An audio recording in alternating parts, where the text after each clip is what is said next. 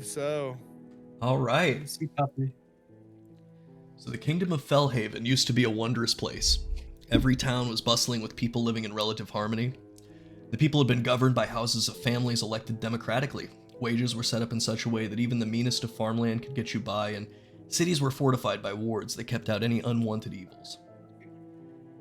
Thanks to the efforts of Queen Gadana and her uncanny ability to broker peace among the kingdom, uniting lands outside of the borders until all but the far reaches of the continent happily joined the kingdom, so as to reap the benefits of prosperity such a union would bring. This was the way things had been for 150 years. In those days, the kingdom was known as Dawnhaven. About 25 years ago, however, all that changed. There had been whispers some 15 years before about the evils in the outskirts growing in force, rumors of new powers rising up, but for the most part, folks of the realm either assumed these were just boogeyman stories or the ramblings of madmen and not to be taken seriously. Then came the day that the sun went dark, and it did not shine again for months. As crops withered, livestock died, farms lay abandoned, and citizens grew frail and emaciated. Then, on a day like any other, word reached each town in the form of a letter, crumpled and stuffed into the mouth of the head of one of the members of the royal house Gadana. The lords of each town opened the letters to find a note, all saying the same thing. The kingdom of Dawnhaven is no more. You are now under the banner of the Fellhaven Empire. If you wish the sun to shine once more, send the heirs of your earldoms to the capital, alone and unarmed, and when they return, they shall bring light to your lands once more. Failure to comply will result in retaliation. Empress Zafina. These days, most towns and cities seemed much like before in terms of population and wealth, but the feeling of unease and dread in the air never seems to lift, and the sun that shone over the land seems dimmer than the elders remember. And people rarely travel anymore, aside from the few brave tradespeople or foolhardy adventurers. Some of those who flit from town to town tell tales of terror, lands that reek of decay, ghost towns where prosperous outposts once stood, and worst of all, hordes of fetid beings shamble through the lands. This is the continent of Fellhaven, and you, foolish adventurers, must eke your existence in this world or perish trying. So, we open with Francis. We enter into a shabby tavern in some rundown corner of the continent of Fellhaven. Sitting alone at the bar, barely noticing his surroundings, is a halfling in heavy mail. He seems a little haggard. Let's see here. But his holy symbols still gleam on his vestments. He is out of place in a place such as this, but not more than any other wayward soul, who's stumbled in to find solace from a swiftly darkening world. And as though drawn from a stupor, Francis notices two orcs in a corner that have been playing a boisterous game of dice. Give me a tavern. We want some good tavern ambiance here. You're telling me I don't have any tavern on this? The voices crescendo from biting remarks to curses, an all too familiar phrase rings in your ears like a bell, Francis. Let's take this outside. Your eyes follow the pair out the back door into an alleyway. Francis breathes deeply as his legs almost move mechanically to follow the pair when that nagging voice in his head asks a question that has been in his mind more and more as of late. Why bother? In the past, he would have a clear voice of consciousness and a reason to tell him why. As a matter of fact, he should bother. That voice in his head, in his soul, in his heart doesn't speak to him as it once did. And duty and honor alone are strong motivators, so Francis finds himself hopping off the bar stool and heading toward the back door of the squalid tavern. What do you do? I'm gonna follow them, but try to stay, far enough behind where they don't notice me. And Okay. make sure that if they do notice me, I kind of look a little drunk. Okay. Out there to go take a leak. Sure. Well, I'll say that in the amount of time that you're, kind of weighing, is this a, I'm gonna jump up immediately and just the why of everything. You stumble out there, kind of trying to pass as being drunk, and you find that there's just one orc left there, and he's bleeding from a stab wound in his stomach. And the other dwarf, there's no sign of him. Or the other orc, there's no sign of him.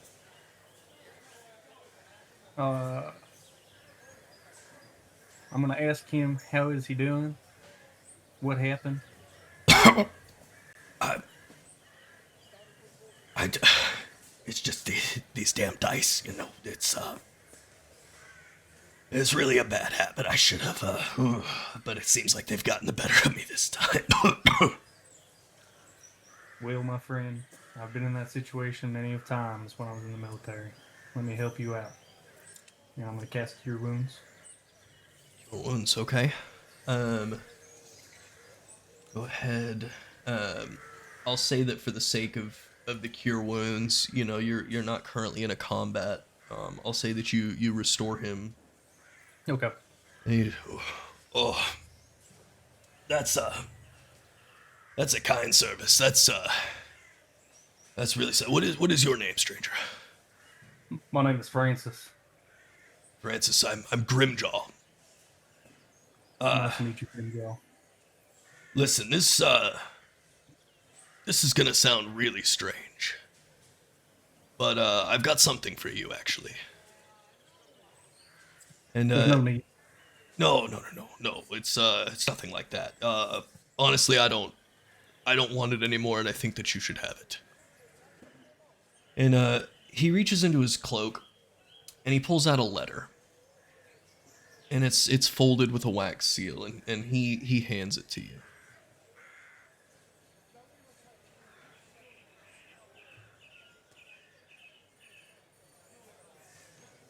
Thank you, my friend. Yeah, don't mention it. The further, I don't know what's going on, but the further away from it I am, the better, you know? Has it caused you misfortune? No, I just, I tend to operate in absolutes, you know? Dice will fuck you over, people will try to stab you, but strangers in robes, wielding heavy coin purses and handing you a letter with vague instructions about hand it to the next person who seems kind out of kindness' sake. I've been carrying this letter around for weeks. People just aren't that kind anymore, and I'm happy to have it out of my mind. Well, God bless you, and I'll pray for you. Thank you very much. Time to go roll some more dice. And he walks back inside. Just got Old fucking habits. Old habits die hard, guys. And as we fade, as you kind of contemplate this letter, we're gonna fly up and out, and we're gonna find ourselves in an inn, in a room of an inn, an unassuming inn. Kirby lies on his cot, with his eyes wide open. He's dreading the sleep that he knows must come. Sleep brings dreams, after all, and Kirby does not wish to dream. Your eyes cast about for anything to distract you from your weariness, and you land briefly on the empty bottle of liquor that you'd pilfered from the bar before retiring for the night. Fingers twitch, but you know that to take more now would be foolish. Almost on cue in your restlessness, you hear a faint clicking, almost a ticking. Someone at your door, picking the lock to your room. To any other dwarf, this might be frightening to hear the sound of someone coming to rob you, or worse, in the dead of night, but not Kirby. Your heart racing, a genuine smile on your face, you rise from the bed, and you walk slowly and quietly to the door. I'd like you to give me a stealth check. Okay. With advantage. Yeah, where's stealth? My boy doesn't own any real math rocks. Look, man. I roll a 13. Okay. Go ahead and roll one more time because it's with advantage. Okay. No. Or most of these D20s were rolling. Yeah. That was also a 13? No, it was 8 and a 13. Okay, so the 13. Okay. So, what do you want to do, having snuck up to the door? I'm going to punch a hole straight through the door. Okay. I want you to roll I want you to roll a strength check for me. 9. 9. Okay. So you make it through the door, but you feel like, oh, there comes that train. We knew it was coming. Yep. Could have waited 10 more minutes. I'm gonna mute up real quick. Hear it. Mac, I need to steal one of your die. I'm Buddy. looking for mine. I kind of want to roll an actual dice, but I can't find mine. Or get on Amazon and I have to go to my fucking car to grab mine. Here's all Buy, of like, mine right here. These 30 are of all them for, different like- D20s, 12s, 8s, 10s, 4s, 6s. We're I'll getting find it real quick while we're. an absolute smorgasbord of them. These are all spin downs, which offer us no assistance here.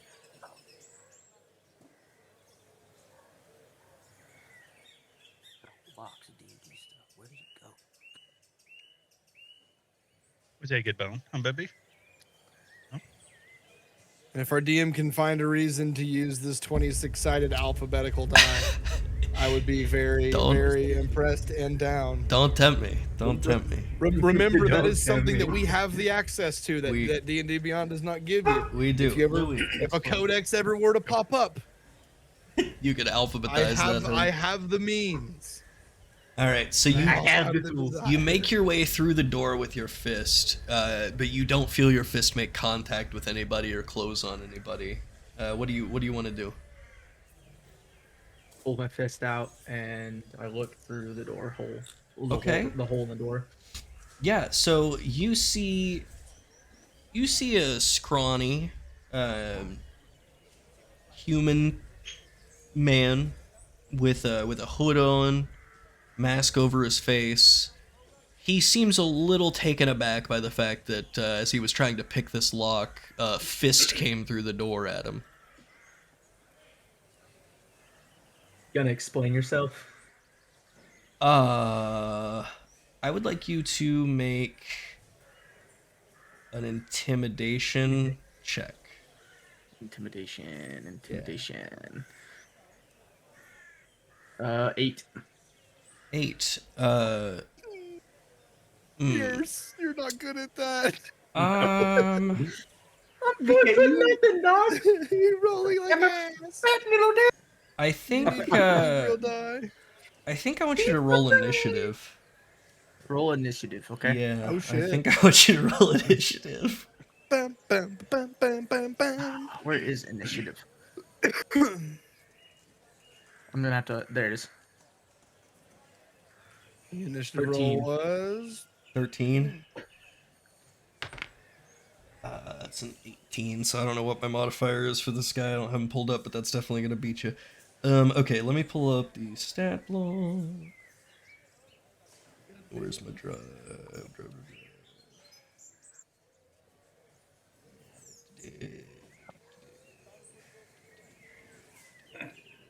Go. All right. So yeah, he's gonna try and swing at you or jab at you through the hole with his scimitar, but you didn't make a big enough hole in it, so as he goes to jab, it's just gonna get stuck a little bit in the wood of the door here. And you can go ahead and do whatever you want to do on your turn. Actually, well, he's going to open the door as well. He's gonna get his sword free. He's gonna rip open the door. Since you've punched a hole in it, it's a little easier for him to just go ahead and yank that bitch open. I will dash backwards and prepare for combat, like defensive position. Okay, so you're just gonna ready a dodge action. Yeah. Okay, and you're gonna move to the back of the room. I didn't bother. I mean, this is a 1v1 thing. This can be theater of the mind. I didn't bother prepping a battle map for this, but I'll say that the room. I mean, you're just in a little inn, so I'll say that the room goes like 10 feet back. However, I do want you to know if you do move away from him at this point, because y'all are standing face to face to the door. If you move away from him without taking the disengage action, then you will be leaving yourself open for an attack of opportunity. Because if you move out of somebody's melee range without taking the disengage action. So you can do that, but you won't be able to ready a Okay, hold up. reaction. He opened the door, correct? Yeah. So you're just standing face to face with this dude. I'm just gonna swing at his forehead. Yeah. We again. got our head. Absolutely. Yeah, go for it. Boot to chest. Go ahead and roll your attack. Attack. It'd be the flail and then the +5 or Yeah. yeah. 7. 7. Yep, you go to swing and you go too high and it catches the door frame. You're not able to get the. I go too high. Yep. You're not able to get the. It's got a long ass flail on it, you know. And do you want to take any movement at this point, and risk the attack of opportunity, or do you want to stay squared up with the guy? I'll stay squared up. Okay, fantastic. All right. He is going to try and slash at you again. Okay. And that is a 16. Does that hit? What's your AC? Our armor class is 17. 17. Goddamn. Okay. Yeah. No. So he goes to slash at you, and it just kind of glances off of your armor that you are. No wonder you can't sleep. You're sleeping in armor. Go ahead and go ahead and roll, or go ahead and take your turn.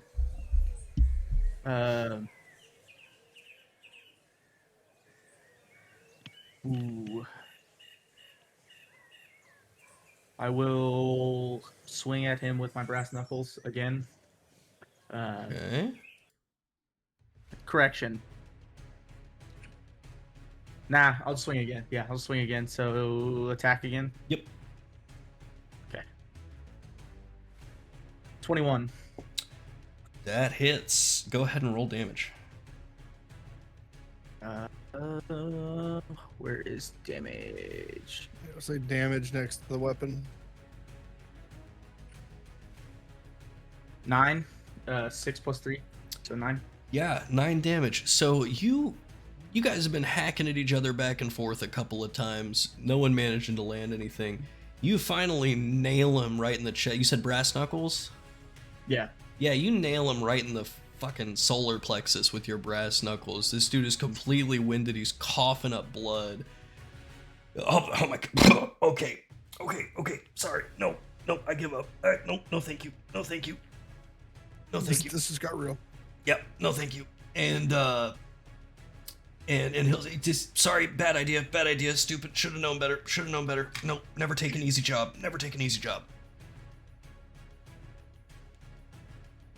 Easy job. You want to explain yourself? Yeah,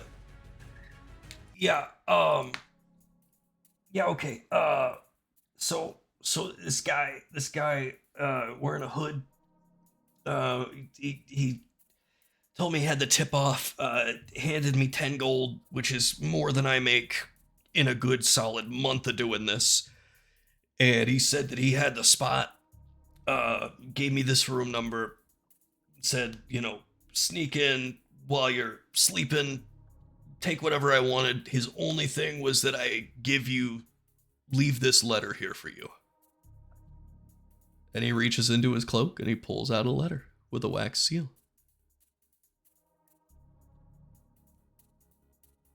I cautiously take the letter. I am so sorry. He made it sound like this was just, I figured there'd be some kind of granny in here and she wouldn't even wake up, dog. I am so sorry. You better leave before it gets worse. Yep. And he takes off down the end. And you're sitting there. And you're contemplating this letter and your busted ass door frame and how you're gonna explain this to the innkeeper. I was about to say the innkeeper's about to kill me. And you realize that with the letter he dropped off 2 of the gold, I'm sure to help repair the damages that were left there. And we're gonna zoom out again. And this time we're gonna zoom in on a farm. And we come upon a farm that is seen better days. Switch this over here. The ground is loose and dusty. No livestock graze here anymore, and the fences are in disrepair. A human man stands on his front porch looking over these fields that once teemed with life. This is Alder Wheatfall's last day as a farmer. Not that he has any plans to go anywhere or do anything else, but Alder's made up his mind that to continue to call himself a farmer would be delusional at this point. In fact, as he goes to check his mailbox and flits through the bills and notices ranging from understanding to downright threatening, a sense of grim determination fills him. Something has to change. But as quickly as it rises in his chest, it's deflated as though it were a balloon struck by a dart. Alder doesn't even know why things are the way that they are now, much less how he would change it. Having struggled more these past years than he'd ever struggled in his life, he now understood the power in trying to reach out a helping hand to those who have less than you. Truth be told, his neighbors had done the same for him before they too were the ones with the alms boxes in their hands. Alder pensively looks at the half loaf of bread in his hand, the last bounty of his last harvest, and as he moves to bring a bite to his lips, he sees a haggard and disheveled youth sitting by his fence line. The child is too dirty to know if it's even a boy or a girl, but perhaps describing the young one as a skeleton would be more apt. The bones of the ribs, wrists, and cheekbones stand out in even higher contrast thanks to the layers of dirt that collect on the surfaces of this farmland these days. Alder looks again at the bread in his hand, and then back to the child.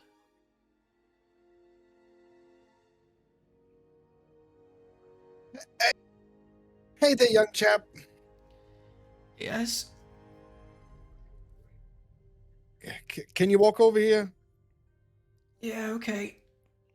And just kind of hobbles over to you. Just that sort of hobble. I'd like to give the this poor cretin the remainder of my bread.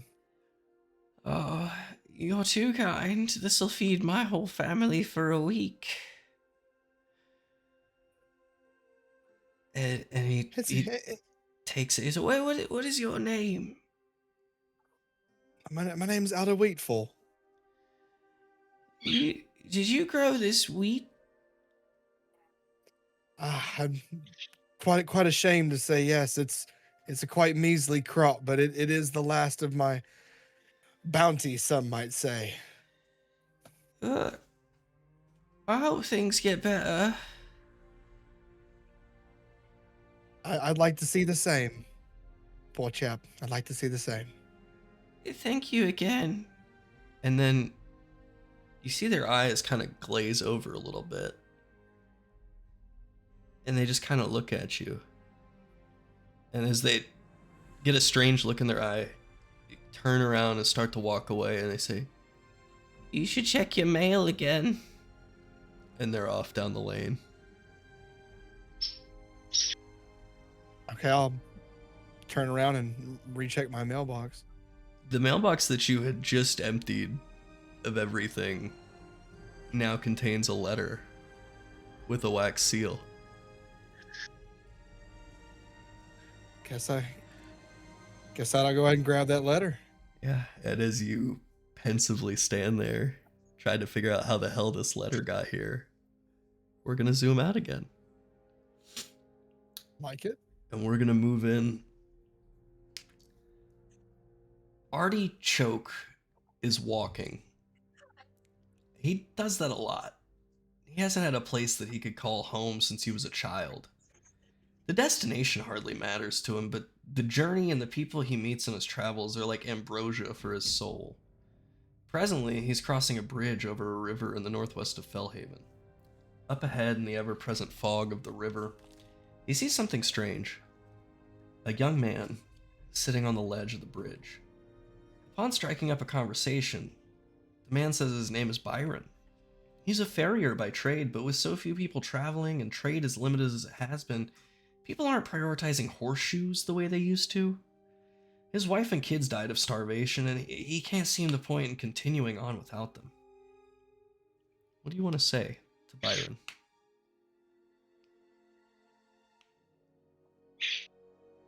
Seems like you're down on your luck. It's just been alright. It's been alright. sort of last couple of years, and I just, I don't fancy myself as overly religious, but whatever's after this has got to be better than this, right? I would like to think so. I mean, what's the point in keeping going if everything that we live for and work for is just turned to dust? There's always something to live for. There's always something better on the road What or do you, out there for you. if it's not too prying, as a man who's about 3 inches from no longer being a part of this mortal world, what do you live for?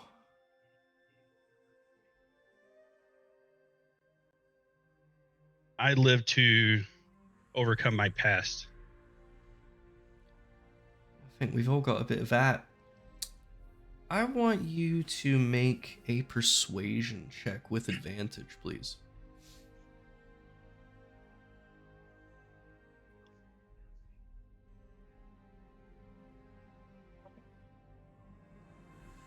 Rolled an 18. Did you roll 2? No, I dropped the first time. I rolled 1. Yeah, roll it First one with was advantage. Yeah, with advantage you roll it twice and take the higher of the 2. And a 2. Okay, yeah, so we'll take that 18. And it's a plus.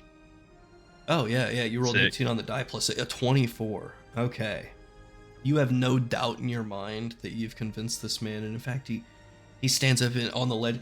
Thank you, sir. Thank you so much. I mean it. Right now is not my time to die. And he gives you a big hug. And then he lets go of you, and he jumps off the bridge anyway. I'd like you to make a perception check for me. Oh god. Oh my god. I rolled a 2. A 2? No. Oh, no. Plus 1. I got 3. Poor bastard. Okay, You killed him. so in your mind, I want you to know you are 100% convinced that you talked this dude out of killing himself. You have no idea what the fuck just happened. Like, you are certain. Like, that dude had a new lease on affect your life. psyche in the slightest. No. Like, you're certain. Like, you're certain he was not killing himself. You just have no idea what that whole thing was about. You're like, man, I'm Um, good at this. And as you kind of run to the ledge to see what the fuck is I told you. happening, you look down at the ledge of the bridge, and you'll see a letter with a wax seal. I'd been down and pick it up. Yeah. And for the last time, we're gonna zoom out. And we're going to go to Mr. Cull. And you're dreaming. In this hazy vision made abundantly clear that it has no bearing on reality by the helter-skelter way in which time and logic seem to fall by the wayside and emotions and tragedy wash over you like a tidal wave. You see flashes. Tall trees, roaring rivers, smiling friends. You listen to the cry of an oak whose limb had been severed in the last storm. You relive the taste of a meal shared with companions after the funeral of one of the village elders. You smell a campfire and feel the beat of the drums as you watch, enraptured by the story being told by the village bard of how your tribe has grown from a weary few furbolgs seeking refuge among the trees to a mighty clan, allowed to share in this corner of the Elvashara woods in a place you call the Evergreen Vale. Your heart soars with pride at the peace and prosperity of those your clan have found through hard, honest work. Then the campfire grows and grows, engulfing your vision. The music crescendos to a roar and is slowly replaced by screams. All familiar voices, but new sounds. Sounds of terror and despair as cold. Cold and pain. Wind whipping around you like a hurricane, and your eyes snap open. It's morning. Your meager campfire smolders before your bedroll. and you wash your dishes from the morning meal in the nearby creek, and you hear the sound of a twig snapping in the trees behind you. Turning, you see a juvenile bear looking at you from about 50 feet away, and your ears perk up, listening for that telltale growl that signifies your danger. What do you want to do? I want to use my speech of beast and leaf and tell it I mean no harm. Okay, fantastic. Can you read that to me? The speech of beast and leaf. Yeah. Nice. Yeah, let me grab it real quick. Exactly. Speech of beast and leaf. You have the ability to communicate in a limited manner with beasts and plants. They can understand the meaning of your words, though you have no special ability to understand what they're saying. They understand me, but I Okay. can't understand them. Hell yeah, so it's not like talk to animals, but it's you can. Okay, so Like convey. yeah, my yeah, okay. And there's like no rolls necessary or anything like that. No. Okay. So the bear kind of looks at you strangely. You've spent enough time in the woods and mountains and stuff to know that this is not a fully grown bear. And this is probably one of his first encounters with anything walking on two legs. And he seems a little put off by the fact that you're talking to him. And I did just read it says on all charisma checks you make to influence them, so I guess I have to make a charisma check to actually Okay, that would make sense. Go get ahead. my message across to them. Yeah. Yeah, so go Persuade ahead. him, yeah. Go ahead and roll a either a persuasion or I'll say an animal handling check, but I'll let you use your charisma modifier. I have 0 on my charisma modifier. There's none. Okay, so what's your animal handling? Is that wisdom? What is that? Animal handling, is that wisdom? Let's see here. Your animal Second from the handling top. is going to be I'm wisdom. looking for it's wisdom. Yeah. Yeah, So, so my you can- wisdom is 15 plus 2. Yeah. So go ahead and make an animal handling check. Yep. Roll, and that was a 2. Okay. That's a 2. So Oh, you toast. what I'll say in this instance is that you can tell that the bear understood you, but as you start to hear the growl in its chest, you think it didn't believe you. Mm-hmm. And it's not gonna charge, but it is gonna take a few steps forward and kind of stand up. It's sizing you up. You've seen this behavior before. Mm-hmm. So it's up to you. I mean, you can try again, or you can prep yourself for a fight. How big would you say the bear is? I would say in the world where like a fully grown bear is probably gonna stand like what 12 feet tall, this dude's probably like a solid 8 foot. Like he's a little bigger than you, but he's not like He size of like her. yeah. Would you be like medium or large? Would you say? Medium? He would be I think he still qualify as a medium animal or a medium creature. It might be a large creature. I don't really have a stat block for it. I'll say for the sake of this that it's still a medium creature. All right. I am going to try and tell it one more time, like as a second warning that I mean you no harm. Yeah, It's yeah. like my final one. I get up and I kind of take like he's taking a stance of don't fuck with me or don't mess with me. Sorry. Oh, you're fine. And tell it one more time. I mean you no harm. Okay, yeah. I want you to go ahead and I want you to make the wisdom check again. I want you to do it this time with advantage because there is something to be said about staring a bear in the face that is advancing upon you and not flinching. That is giving it, for lack of a better word, pause. So I'd like you to roll it twice. So that's a 12, and my wisdom modifier it's a +2, so 14. Okay. Right. And did you do it with advantage? You roll it again? Yes. I rolled 2 die. Okay, 12 was the higher. worst one. Okay, yeah.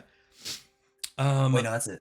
Yeah. 12 was my Yeah, worst so the bear is just gonna sniff, and it's gonna kind of sit there and consider and pause for longer than a bear has any right to really pause. You've really kind of stumped this bear. It's like it thought this was gonna be an easy thing, and it's just gonna and just turn around and slowly make its way back down the stream. As you kind of breathe that sigh of relief and make your way back to your campsite, on your bedroll is going to be sitting a letter with a red seal. And as you open it, we kind of pan into all of the players, and we're going to Flashbang. sorry. We're going to we're all going to read the letter. I hope that you don't find me rude. I hope too that you are in the mood. Just please hear me out and I'll quell all your doubt. Please forgive me, for I must allude. I know you just had a close shave. The situation could have been grave, but you kept on your head, and now all's done and said. By Jove, you were really quite brave. And so now I have a favor to ask, and I feel that you're up to the task. Make haste for Kenton, and make not a mention. There's mystery here to unmask. And if it's not too much a pest, I'll give you one more test. A case to unravel. I'll be judge with gavel, and I think you'll solve it the best. Yours deceptively, SR. And so all of you view the same letter. And flashbang. And so you all kind of sit with that, and you're going to we're going to fade once more, and we're going to enter into a drawing room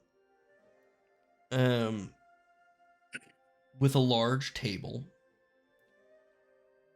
and you've all been let in one by one in the town of Kenton, made your way there, having all been people with similar stories but different in very many ways, but similar in the sense that you are all looking for a greater purpose. And you're all looking for the means to enact the change that you wish to see in the world. And you all each know that individually, but as you find yourself seated across a table from one another, having been shown in to this rather strange looking house by a butler, there's a fire roaring, and you have an opportunity to sit and talk amongst yourselves before your host, this mysterious 1SR, introduces himself properly. All right, I'm gonna start this off. Who the hell are y'all? I might have the same questions for you, you funky looking buddy. I like. I didn't know. I didn't know someone could be so round and fill up a chair so much by being so short. Let's say. Can I Kind of say looks that I like a used thumb. disguise self? I ain't before got a entered protractor to on me, go but I'd to almost say 5 a by room 5 with would be a normal looking human. pretty good So Ooh, yes. yeah, so I'm not like a big hunking barbarian to you guys right now. I look just like a normal, you could even say just scrawny dude. That's all I He's look used like. disguise self before he came into the meeting.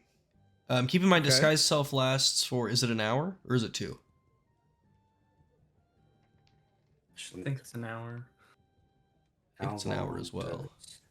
We'll go with an hour. That's fine with me. So as I look across the table, what am I met with? visually to me as my character. Introduce your characters, guys. So we didn't describe them in the other things, so feel free. So we know that Cole has disguised himself right now. He doesn't look like himself. So we have a scrawny looking humanoid or Yeah, human. you can just say I'm 5'8", white guy, red hair. Okay. I'm wearing a dark cloak. ginger. Yes, sir. Dark cloak and a hat. Well, no hat, just a dark cloak. And then, Yep. so I'm also saying we have a short stack amongst us. I'm 6'4" and 225. No, I wasn't talking to you, you big old tall ass. I was talking to the Those little are gonna be shorty over nothing there, but- the little munchkin. So it's just gonna be racist here. I wasn't talking to you, you damn pot of gravel. I was talking to the halfling. You said over there. something short. Isn't there a halfling amongst our midst? Yes. Artichoke. How tall are you? No, you're a half elf. 6'4". Artie, you're a half elf. No, I'm yeah, 4'5". Oh, yeah. I have white hair up in like a ponytail. Okay. So we're basically the same height. And I have blue eyes. All right, now let's talk to the one that is the equal width to height. Now we're talking to Mr. What's your name? Kirby? Blackmaw. Kirby Blackmaw. Blackmaw. All right, I like it. And we have I heard like Farty Oak or something. It's a big old tall ass over there. Who are you? Artichoke. Artichoke. Half elf. Damn trees. All right. This is quite a band of just worthless looking folk, myself included. What on earth could these letters have anything to do with? Y'all received a letter too. I figured y'all must be here for the same reason I am. Like I too am curious about the letter. Who is this SR? It's at the bottom. I don't know. I don't like it though. I got my letter from helping out an orc at a bar. He lost a gambling match and got a little frisky with the other guy. I Took found one mine to on the a gut. bridge after a guy jumped off and killed himself. Mine was left on my bed. Damn. I gave food to a little orphan, emaciated little cretin of a child. I just checked my mail, and then all of a sudden the kid mentioned something about rechecking my mailbox. I'm pretty sure that's still a felony, even with the way things are going. But all of a sudden there was another letter in my mailbox, and it had this funky SR seal on the front of it.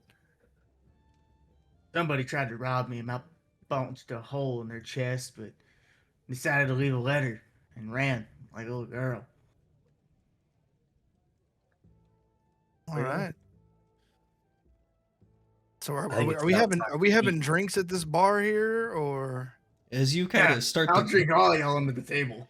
As you kind of start to question the point and all these things, you'll hear the door open. And in will step a tall, human man, old, wearing a robe. And the door will open. Bathrobe? And with him, you can't help but notice a white tiger Oh. walking in with him. Not on a leash, just sticking right by his side like the best trained dog you've ever seen. Can I grab both my shields? Valid. I think since I'm not so used to human customs, usually being on my own, I'm gonna stand up like you'd stand up if a lady walks into the room. I'm gonna stand up. Oh, But with a high animal handling skill, I'm just going to completely disregard the tiger. baller's fun. I equip my brass knuckles. Sure. Intense. Please. No need for alarm. I'll have a seat. I'll sit back down. It's a pleasure to gather you all here. My name is Siegfried Royce. And this here is my companion. This is my companion, Penteller. And I'm gonna send you a picture, Bray. And I represent. I'll cut right to the chase, really. I represent a group of well-intentioned people of varying abilities and proclivities. We are known as the Sleight of Hand. I've already got friends in low places and friends in high places. I can influence things with words or coins. I can hear things people don't want heard and say things that people don't want said. What I don't have is a group that is willing to execute on my growing need for direct intervention. Dark days are upon us, and waning are those days where change may be effected by a well-placed letter or a bag of coins. So I state again, for lack of a better word, I need people who can be more direct. What's in it for us? The aforementioned bag of coins, primarily, but also I think there's something more than that, if I'm not much mistaken, and, I may be several things in my advanced age, but one thing I've always been and remain to be is a pretty decent judge of character. And the people that I had in place to talent scout, if you will, they waited a long time before selecting this particular group of individuals, and I trust their judgment as though it were my own. You seem like the kind of people who are seeking to accomplish the same goals that I am. The issue that I have with what you're saying is a man got stabbed in front of me, and I already got told that a man jumped off a bridge and killed himself. So what is really going on here? Oh, well, for what it's worth, no one was stabbed. And no one jumped off a bridge and died. I apologize for any misdirection, any deception. It's simply, you only know the metal of a man's worth when he's put to the fire. So, when I don't have anyone who can do it for me, perhaps I'll pose on the edge of a bridge, polymorph into a bird and fly away. Perhaps... So you're saying that it was you the whole time? Did I punch you? Oh, no. I have affiliates. That really was just a thief, but I handed him the letter and I gave him some gold and I said, go try and rob that guy, and I wanted to see what you'd do, and you spared his life. Which is admirable. That man wanted nothing but illness from you, and he surrendered, and you could have done anything in the world. I've never been fond of thieves. You can Why say should that I again. stick around? Who said anything about thievery? Was anything stolen from you? Nothing was stolen from me. No. But you said you were a thief and a deceiver. Oh, no, deception, yes. However, would you not agree that we find ourselves in difficult times? I would agree. That's an understatement. Would you also not agree? Better times. Yeah, and would you also not agree that sometimes difficult times call for difficult measures? Difficult I've been in times one or call for two great predicaments measures. myself. So, in the interest of the greater good, if one must throw a little coin one way or throw a little deception one way, in a way that we can, shall we say, slow down the gears of this machine that is slowly crumbling this continent to dust, that is what I shall do. And for what it's worth, the deception is more of my strong suit, and you lot will, should you accept, tend to be more of the muscle. Which is much more honest, punching someone in the face or lying to them. I always talk with my fist. It makes it a lot easier. Would I be able to make a perception check on just kind of his true intentions? Oh yeah, make an insight Kind of check. get a feel. Kind of get a I was doing feel. the same thing. Make an insight check. I was gonna pray. Insight check. Can I pray to Cecily's? Sure. It's gonna be a 14. 14, okay. And I am proficient in that. Do I roll with advantage? No, but you would add your proficiency bonus to it. Which is a +2 at level 2. Which makes it a +4 total, yeah. So it'd be a 14. Okay. So you rolled a 14. I rolled a 10 and then I'm +4. Is anybody else rolling insight or? I mean, pray. it's Yeah, I'll not- roll. Is that I'll roll it. I'll is roll that it too. wisdom or Yeah, I believe so. Roll I'll it. roll it then. Yeah, because wisdom's one of my higher 9 ones. plus 17. 1, so I rolled a 10. Okay. And then you said with initiative. No, it's No.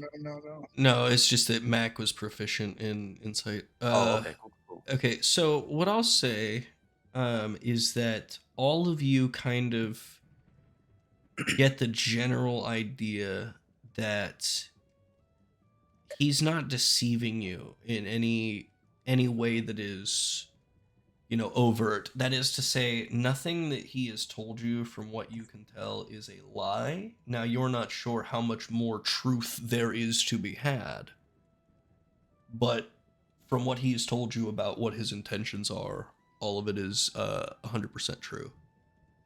I'm a pretty gullible farmer, so I'm pretty much sold. Pretty much sold. Yeah, same Um, here. I'll I'm say pretty- since the intentions of the room are cool, I'll undo my disguise self. Sick. Since we made the insight check and he's not lying or anything, so Jesus.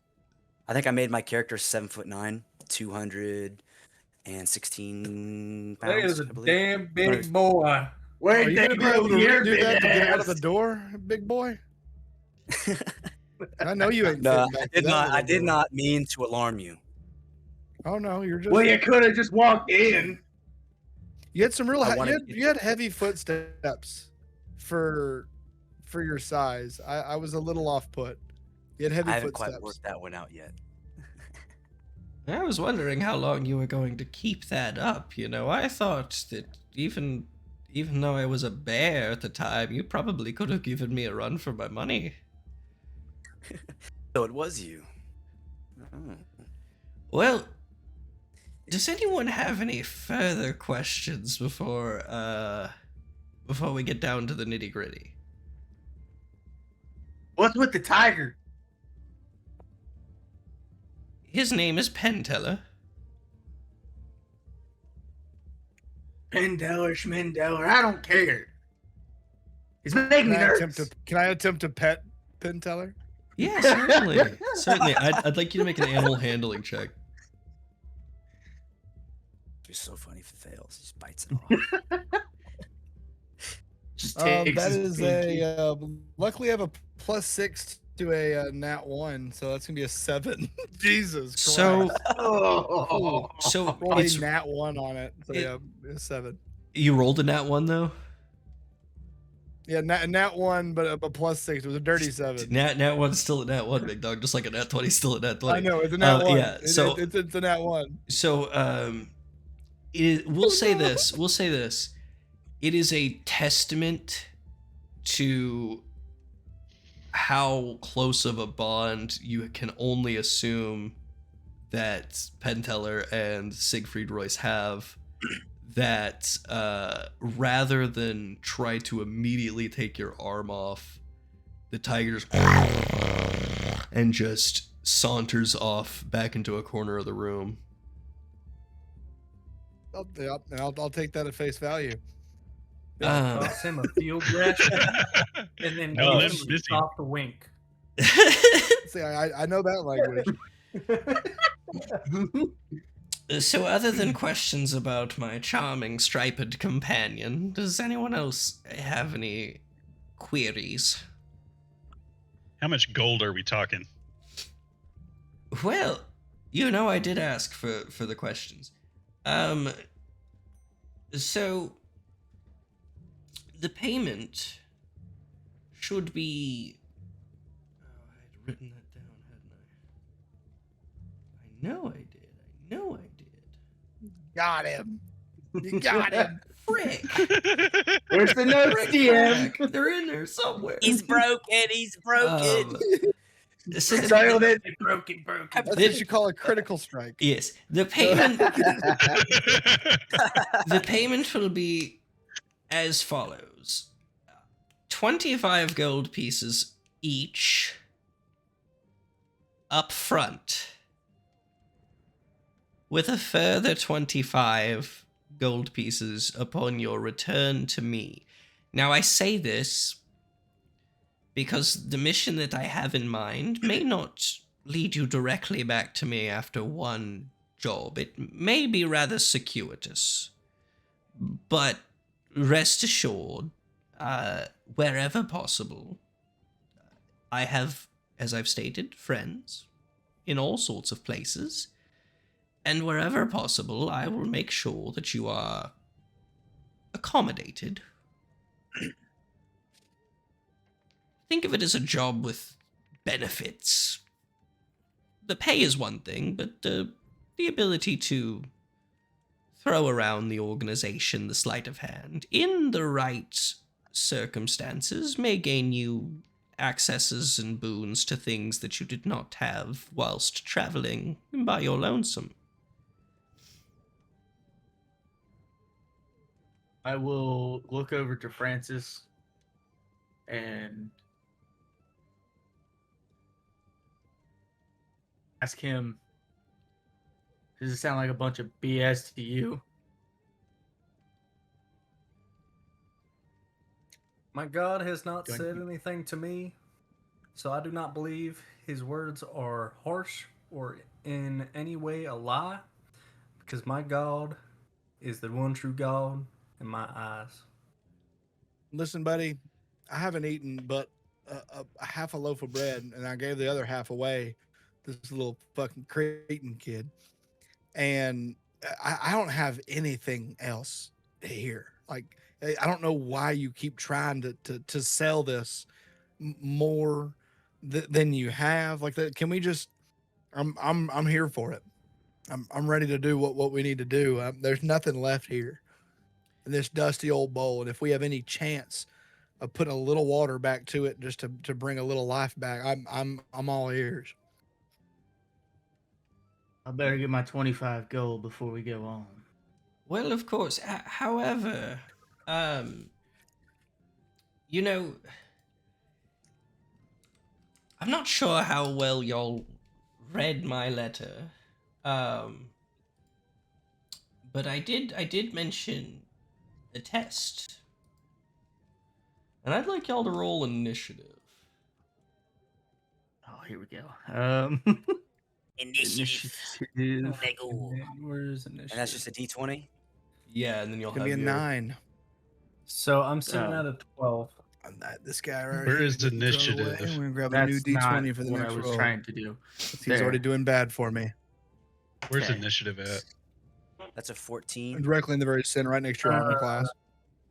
Colby, you see the right next to your armor class? You roll. yep. You say initiative Oh! plus or minus, yeah. You rolled. I rolled a same. 9. I rolled 7. I rolled a 3 Sitting at a 12. plus 2. What the hell am I looking at? Okay. There. And the Okay. initiative says +1, so would it be You add a 14 +1 to that. +1? Yeah. And so So I'm a 15. So I initiative rolled +2. a 4 plus 5. Okay. So So mine would be a 9. yeah. So who's Yep. what's next? Who's the highest here? I'm at I a think mine was 12. a I heard a 15. 15? Yeah, me. Okay. Which is that? Cole Mitchell. Okay. Yeah. 474. Right, Cole. And then who had a 12? Or did somebody have 14? Francis Francis. was at a 12. Who's next? I had a Kirby 9. and I both got a 9. Okay. Who's got the higher dexterity? I think I I have 17 do. I have dex. 14 plus 2 is 16. Well, no, what's so your- He's got higher. Yeah. Okay. So it'll be Alder. 14 plus 2, so 16. Yeah. So Yeah, Alder, and then it'll be Jack Maul. Kirby, and then it'll be Artie. Already. Okay. 5. All right. Well, unfortunately, Mr. Siegfried rolled a 17 plus 1. No.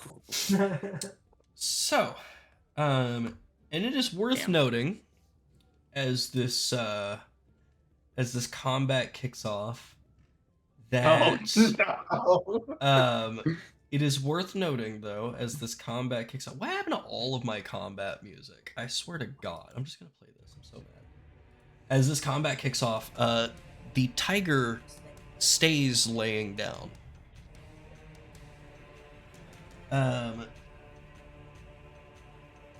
And so as Siegfried sits there, let's see here. This is why I don't play spellcasters. But when you're a DM, you gotta play them all, don't you? Every one of them. Siegfried is going to reach into his pockets. Well, first, he's going to kind of move this way. He's going to reach into his pocket, and he's going to pull out a length of rope. And you see he's just going to tie it into an intricate knot in the air in front of him. Oh no. And he's going to throw it.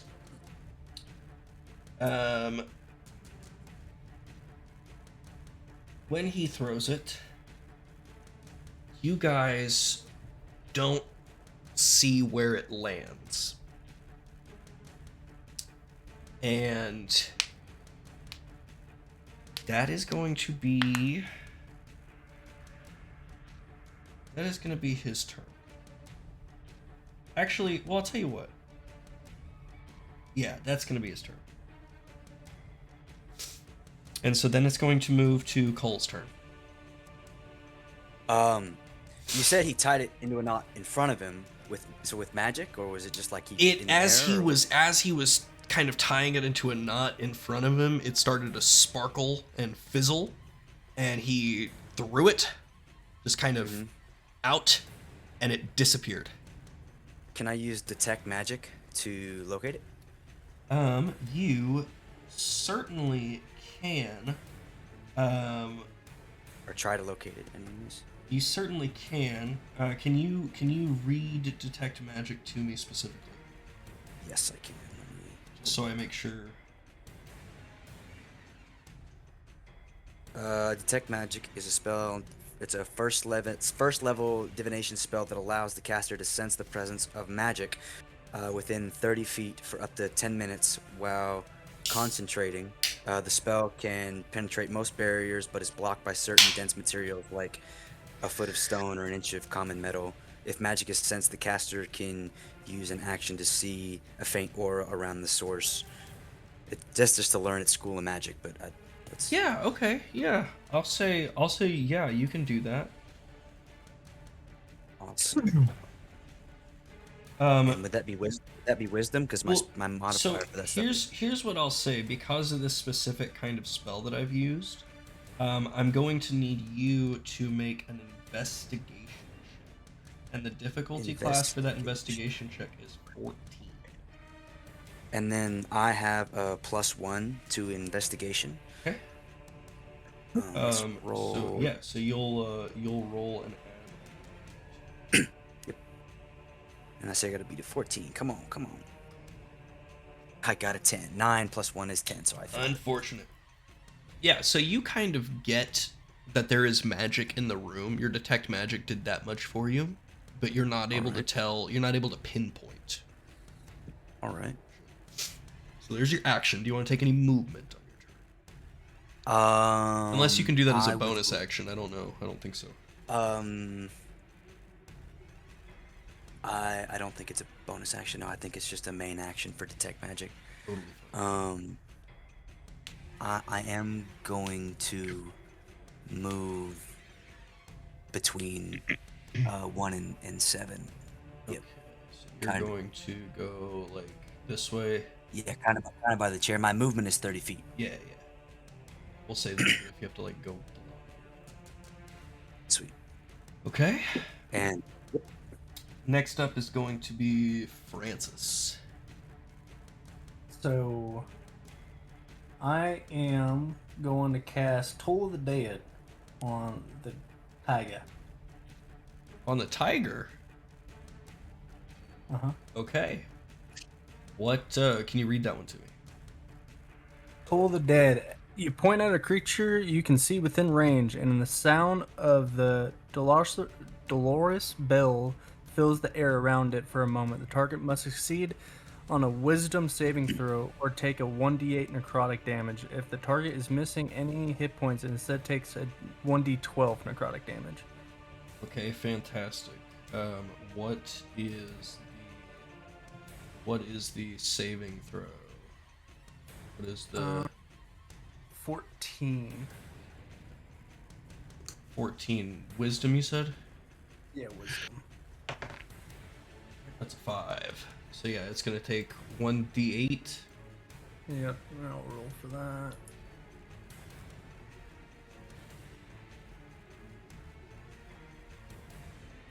Five.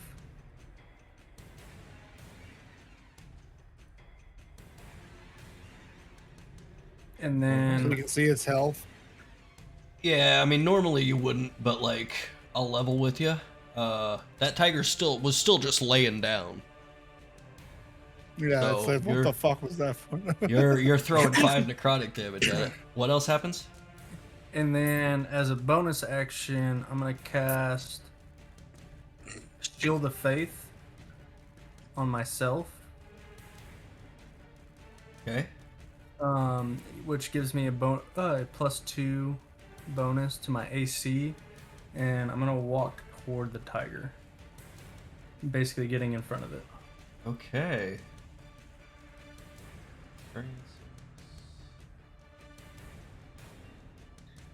How close? Basically right next to it. Okay, yeah, you're gonna take the full 30 and get right up in its shit. Yep. Okay. Oh, that's a bold move. We're gonna. Quite. You're actually Pissed gonna off a hear. tiger. You're gonna hear from across there. That tiger hasn't done nothing to you. he's not making it out of this room.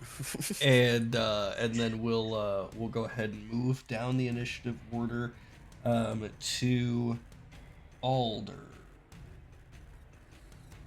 Right. So, from my distance, would I be able to, without using an action, shout to him and ask him what the hell? Yeah, speaking of free action. Are we meant to fight you right now? I mean, do you want me to send a longbow shot straight at your chest, or do I need to be like looking for something to do? And I need to go shut these like torches off or something. I just Like, want to see what you're capable of. All right. Would I be able to potentially walk over toward? I'm guessing that's a lantern against the wall. Yeah. Would I be able to ignite one of my arrows to send at him from that kind of range? Sure. I will say on your bow, does it have a like normally there's 2 distances, right? So anything below the first range on there is going to be a disadvantage. Unless you know, so I don't know what the So shortest I'm gonna range be at is, normally like disadvantage. 60 or 80. So yeah, with my short bow, 80 foot and 320 Yeah. foot are my. Yeah, so my anything two. below 80 feet, you're going to be shooting at disadvantage. It's gonna be tough.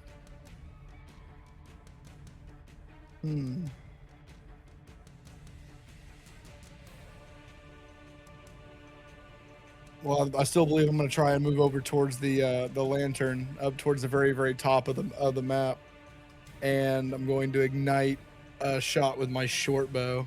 Okay. I guess if I'm only rolling disadvantage anyway, I might as well use my longbow. Yeah, I'm gonna attempt to use my longbow. Okay. So go ahead and make your attack. So Beyond. I'm gonna roll twice and take the worst. Yeah, you're gonna roll 2 times. Do you have a bonus action for Hunter's Mark? I do. Doesn't that give you a bonus to hit? Okay. It does, yes. Hunter's Mark. So you magically mark 1 creature you can see within range of your core into the spell, and you deal it 1 extra one d6 force damage to the target whenever you hit it with an attack roll. You also have advantage on any wisdom check you make when you find it. Okay, so I will go ahead and Hunter's Mark on. Yeah, I can do that before I attack, correct? Yeah. It's a bonus Okay, action. I'll go ahead and. Yeah, it is a bonus action. I'll go ahead and Hunter's Mark onto Siegfried. Uh-huh. And then I rolled a 18 and a 10. So I have to take Wow. the 10 and I'll add a +7 to that, making that a 17. +7. I have a +7 to hit You my hit. longbow and my short Go bow. ahead and make your damage rolls. That's gonna be a 1d8. Is that my d8? Yep. Oh my god, that's a 1 +3. So I'll do a 4 plus an additional d6. That's a 3, so that's gonna be a 7 total. You fire And your it's on bow. fire. True. And it's on fire. What does that True. do? What Like one I extra will d6 say, or 1 extra d4? what I will say is this: as you shoot it, Siegfried Because they're kind of does this flourish of his cape, and he's not dodging and he's not blocking, but it's something more in the line of you are operating at a range that you are less comfortable in. This shot made its way to him on fire, and as he kind of swoops the cape over it, you're going to see that he goes, "Stop that," and the fire goes out as it strikes him.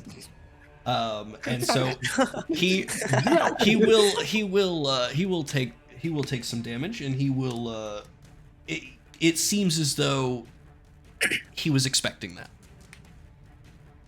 Okay. And do you want? You've got Probably probably that'd be it. yeah. Because I was about to say. I mean, you've probably got 5 more feet of movement if you wanted to, but that's up to you.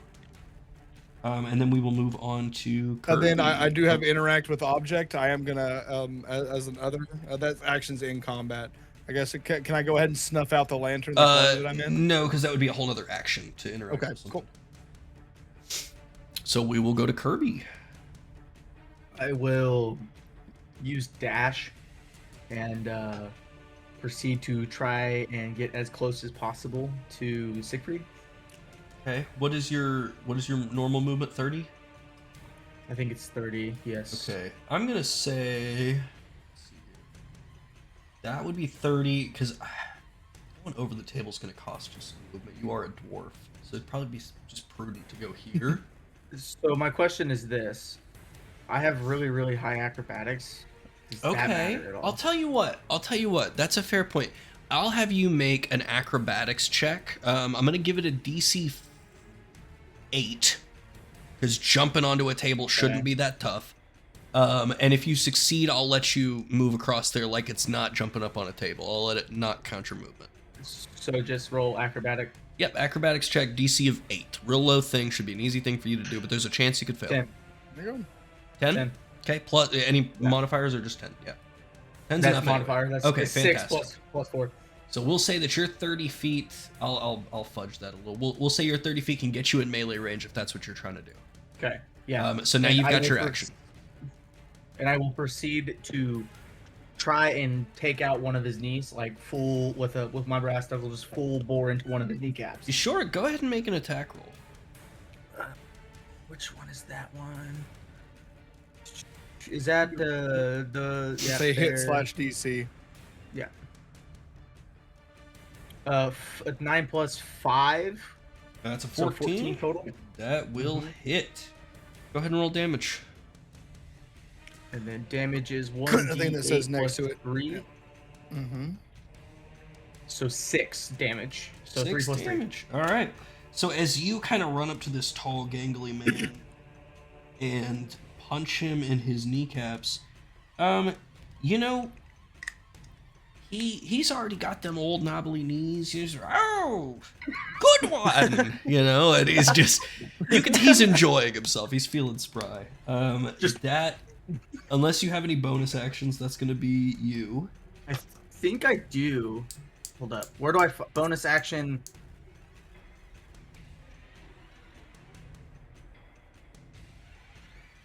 No, I do not have anything that would do anything here. All right, fantastic. So we're gonna go ahead and move on to last but not least, Artie's turn. All right. I'm going to move with inside melee range. Yeah, hell yeah, you are. And I am going to use Morning Star. Bonk. Zap, if you hit a creature with Morning Star, that creature has disadvantage on the next attack roll before the start of the next turn. Okay. Of your next turn. Yeah. So I'll have, if you hit, then we'll have disadvantage on the next attack. You'll have disadvantage on the next attack. Okay, so you have to roll your attack, right? Yep. Go ahead. Where do I roll that at? Oh, use a real math rock. Don't you got a shit ton of d20s laying around? Or they all spin down Yeah, because I've you got don't one. actually buy real. No, I've This man only I rolled plays a Magic 12. the Gathering. 12. All right. Yep, that's gonna hit. So go ahead and roll your damage. And is there a save DC for that at all, or is it just that's the effect? What was the ability called? So, Morning Star. Oh yeah, that's right. Okay, yeah, no, I remember. Okay. And then it looks like it's 1d8 piercing damage melee range. Yep. So you'll do 1d8 plus your strength. I do not have a d8. I can roll it for you if you don't mind. Or you just do it on. I don't care. Oh yeah, you can do it on D&D. D20, D&D Beyond if you got it up. Where'd I do that at? On the bottom left, you see a Uh, little yeah. dodecahedron. Ah.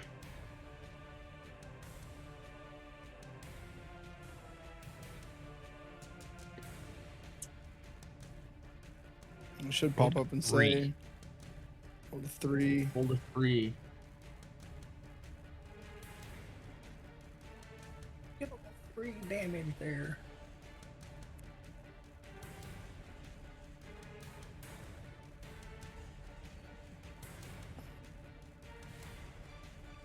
Hello? Hello. Hello. I rolled a 3. Oh, sorry, I You didn't roll hear three. a word of that. Okay. Cool. All of us said that. Sorry. No, I heard everybody saying 3 except for Andrew, so I was like, what is 3? Cool. I'm just thinking about tigers. All right. So you hit him with the Morning Star, and you know, 3 damage is not a lot, but you do realize as you kind of have hit him with that, it's a bit of a glancing blow, but it did seem to be, you know, in an area of the arm that would impact his ability to swing reliably, which is good. Do you want to take any more movement, or are you good where you're at? I'm good where I'm at right this moment. Okay, so because the tiger was kind of brought into initiative, Oh, here we go. Come on, you had to do it, man. and You had to hit the tiger. You had to hit the fucker. What did you had he to do? hit the damn cat. Lay He it. was You had to hit the chilling. cat. Threat assessment. Threat assessment. Old What are man, you talking about? big tiger. Old man, big tiger. Threat assessment, big tiger. But DM, when you get a chance, take a look at the text message with your Siegfried and Roy I'm excited for that. reference. Yeah. It's a picture from Las Vegas of the actual statue. Good. The actual Siegfried and Roy statue. My question is like, the tiger's his. Why are you hitting the tiger? The threat assessment's the old man. Well, so I think what's gonna happen is Mr. Kitty Cat Penteller over here is, and he's gonna swipe out at you with a claw, Mr. Did Mr. Francis. did the 7'9" behemoth go? Yeah. He went. He just he tried to do some magical shit. He moved. Yep. Yep, that's right. He went. Does a 20 hit, Francis? No. Your AC is higher than 20. It's a 22. Fuck Because I me hit- running sideways up a hill. Alright. Guy's invincible. Yeah, cool. And then I think Hey, squeakers. alright, yeah. Do Irritated at the shit out of him. me? Yeah, he said a 20. Yeah. 20 doesn't hit. I'm just saying. I've read the character sheet. I should have known better. I'm just saying. I'm sitting here at a party of level 2 players, and I'm like, your AC is fucking what now? Yeah, you were like 17 for mine. I'm like, yeah, I'm a if I do dwarf. not shield the faith. No, that's fair. Okay, and then I don't That's valid. think that the tiger is gonna move at all. I think we're gonna move on to Siegfried's turn. I think Siegfried. Can And I? Siegfried is currently slowed. He can move 10 feet less on his movement due to my Okay. longbow impact. Oh yeah, and he's got disadvantage on this other shit. From the Morning Star. Wouldn't Siegfried be slowed by me as well since I took out one of his kneecaps? So the way that I mean, the way that D&D works is like the kind of stuff If the on like creature how is you're hit more than attacking. once- yeah. It's it does- kind it of does add more. it's kind of like a it's a flavor deal more than anything. They got hit Right, points. It's like when you're playing a Star Wars video Right. game and you're like, I've hit that dude in the chest 9 times with a lightsaber. How is he still alive? It's because the game wouldn't work if you didn't. Yeah. Okay. Cool. I think. So I just get to hit wherever I want to. Can I yell out to Mr. I forget what his name is. Dang it. Where is... I forget what his name is. The halfling. Francis. Francis. Leave the damn cat alone. Okay. No. What I will say is this, Andrew, Mr. Artie, I'm gonna need you to make a dexterity saving throw on the beginning of my turn.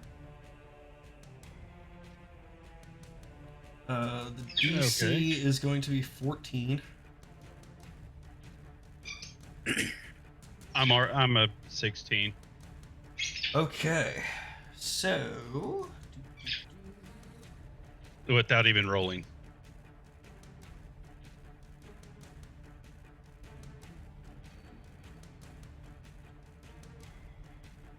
okay, so you notice.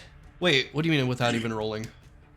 Or do I need to roll on Yeah, that? yeah, saving Right? throw. Yeah, Okay. 16 just means that like you'll add that modifier to your roll, but you're still gonna need to make a dexterity saving throw. I rolled 13. 13. That's your total, or what? Do you have any modifiers? That's I have a 2 modifier. Plus so 2? That'd be 15. 15. Okay, yeah. So you succeed. As you look down at the ground, that rope that was there had reappeared, and tried to ensnare your feet, but you were too quick with it. You just stepped right around it, and it just lays there limp as a rope now. For the beginning of his turn, however, I think what we're gonna do is, yeah, it's probably just put a little fear of God in you guys, huh?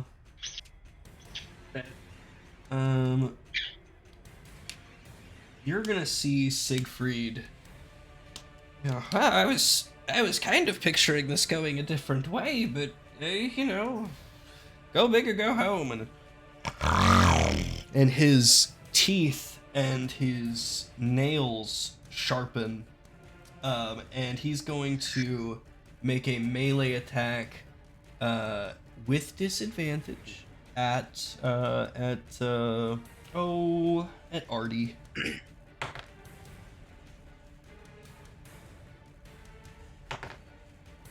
And that's a net one. Okay, yeah. Oh no, that's a 7. Okay, so 7 plus what's his attack bonuses here? He's got a strength of yeah, that sounds about right. My wife just texted me that growl scared her from the other room. Yeah, I don't think that an 8 hits you, Mr. Andrew. Yeah, my armor is a 12. Yep. Nope. Okay. So, great, fantastic. Then, what he's gonna do is.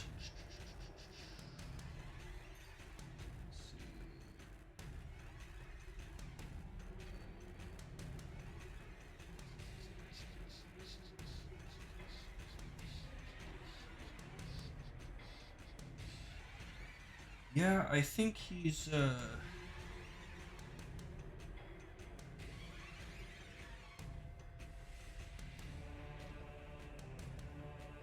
yeah, I think he's just gonna hold his reaction, and it's gonna circle back around to Cull. Sweet. With that 30 feet, how close can I get to your guy? Are you proficient in acrobatics by chance? Let's look. The very top. The very top. Let's see. Strength, Constitution, proficiency. I have +2 bonus. Where does it say what my proficiencies are? Like your acrobatics, animal handling, arcana, acrobatics, yeah. athletics, deception. I have a +1 to acrobatics. Right, but are you proficient in it? Like, Oh, the no, little no, dot next- no, Okay. no. So what I I'm will not. say is this, because you're not proficient in acrobatics, I will allow you to make an acrobatics check to see if you get over, but your DC is going to be 15. Ooh. So if you roll over at 15 or higher, you can get over the table, and that'll let you get to about here. Otherwise, you're going to have to take like 15 feet here and then 15 feet here, and this will be about as close as you can get. I'm gonna say I will. I think the 15 feet and the 15 feet. Okay, I mean, like I said, you can roll for it and try and get closer if you want to, but... Yeah, sure, I'll roll for it. Yeah, You said yeah, it's a 15? 15. If you can said- roll a 15 or higher on your acrobatics... Alright, come on. At least a 14. Yeah, 14. I got a 15. Hey, look Nice, at hell that. yeah. Nice. So we'll just go straight across then and call 30 feet here. Right in this square. That's going to get you a little closer. Not quite in Now, melee range, but a lot How closer. How much further is? Do you have 30 or 35 feet of movement? All. I have 30 feet of movement, but 5 feet of range with my maul. Yeah, so you have to be within one square. Oh, of you it. have to Yeah, be yeah, within yeah. one square to make a. Okay. Yeah. Okay. But you still have your action, so you can take a dash and move 5 more feet if you really want to, or you can, theoretically, you could flank if you wanted to. And flanking will give the other people advantage on attacks. I and think stuff. I think I'll flank over and then use the dash for my action. Yeah. To flank him, and then a bonus action, hidden step, and go invisible until my next turn. Okay, sick.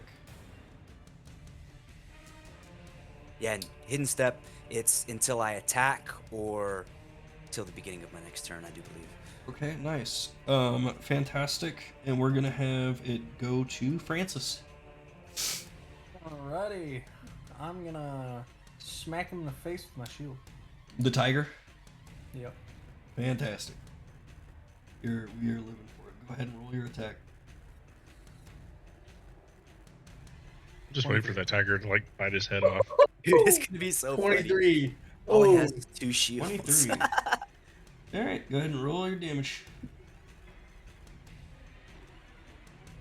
It's 3. Yep. It says unarmed Taken strike before damage. 3. Huh? It said unarmed strike damage. I thought you were with your Yeah, shield. it's my shield. Yeah, shield bashes are not necessarily known for being the strongest, but they're cool as shit. You gonna They usually take you gonna take any movement or anything, or are you just still gonna be squaring up with this tiger all by your lonesome? I'm gonna square up the tiger by my lonesome. Alrighty, and that's gonna move us on to Alder. I'm seriously contemplating just walking over to this podium and just reading this book. As I see that there's 3 men squaring up on an old frail man. One is And there's a 7'9" moron and with 2 invisible. big pieces of metal beating a cat to death. I think I'm just gonna move the 10 feet forward directly to that podium. And I think I'm just gonna spend my turn just taking a gander through whatever book is on that podium. Okay, Be honest. that is valid. I'll say that a turn in combat lasts a solid 6 seconds, so you've got about 6 seconds to realize that, like, this whole book's in Druidic. Could he And- ask me? And I don't speak Druidic. Pretty pictures.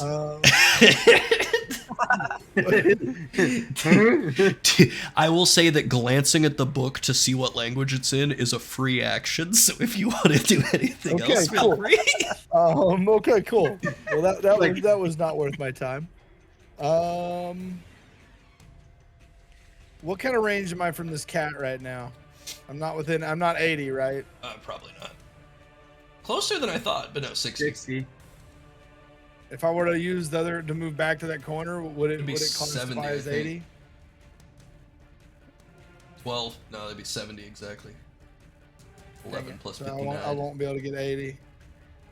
No. Now, could you say that maybe that shield bash, just because of the sheer smackiness of it, it may have knocked the tiger back a couple feet? I think you have to, like, roll for a shove and shit like that. If that wasn't a rule, the Valid, rule of cool valid. would No, do that's it, but the perfectly fact fine, that there that's is perfectly there fine. is a bit for that. I mean, he's a almost don't even halfling versus know like a if- 700-pound tiger here, so. I think I'm gonna move towards the table and roll to see what I can look at on the table. Okay, Yep. yeah. I'll say this. Go ahead and make...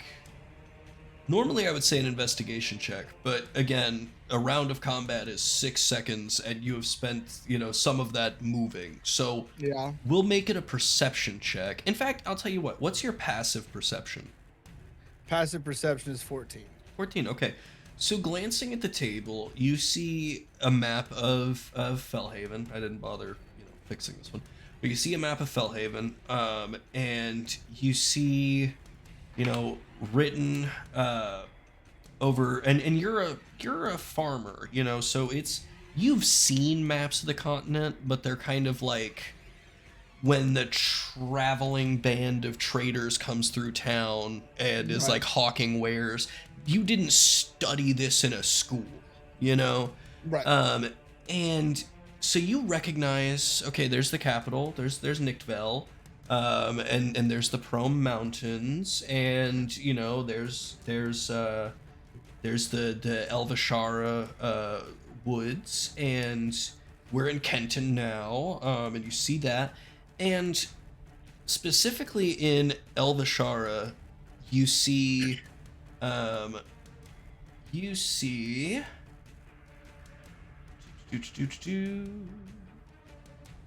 see the name Farak, F-A-R-A-C-H. Eric. Yep. And that is all you can see in the 6 seconds that you have to glance at this map. Glared at map. Found. F-E-R-A-K. F-A-R-A-C-H. And that was specifically, like, written in next to Elvashara, which is... Elvashara. This E-L-V-E-S-H-A-R-A. Yeah, E-L-V-E-S-H-A-R-A. Yep. Cool. These wooded areas here. Cool. I'm just adding that to a note. Yep. Bingo. Cool. All right. And with that, I will go ahead and end my turn. And we move on to Kirby Blackmaw. So be right since he back. dashed and he's invisible, I because he flanked him, I roll with advantage, correct? Yeah.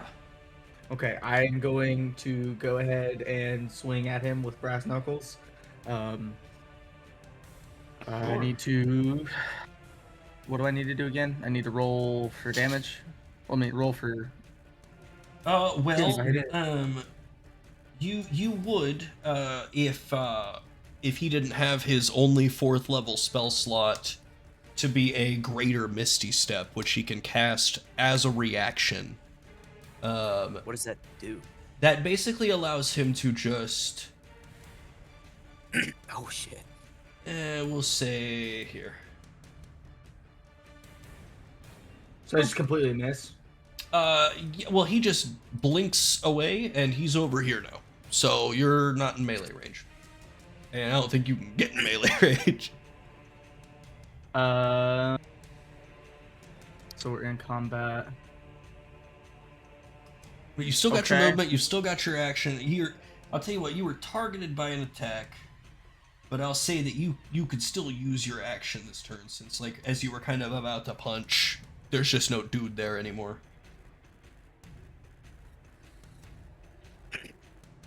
I will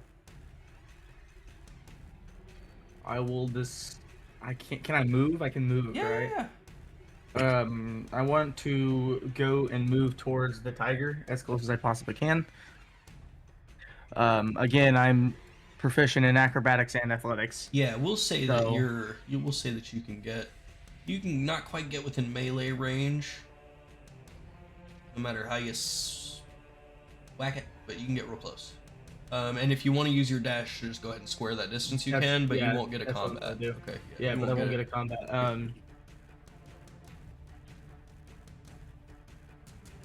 And then I will look at my companion and say, "The cavalry's here." I didn't know a boulder could talk. Says the freaking pint.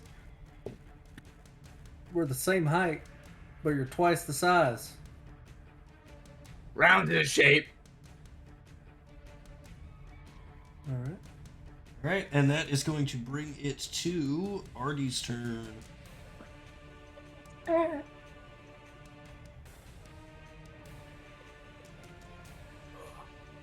Artie.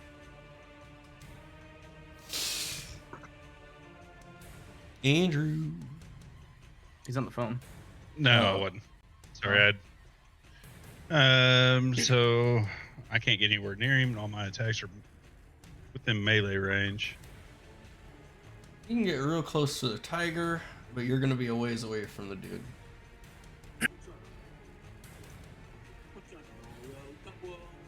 I'm not worried about the tiger. Let's get closer as I can to.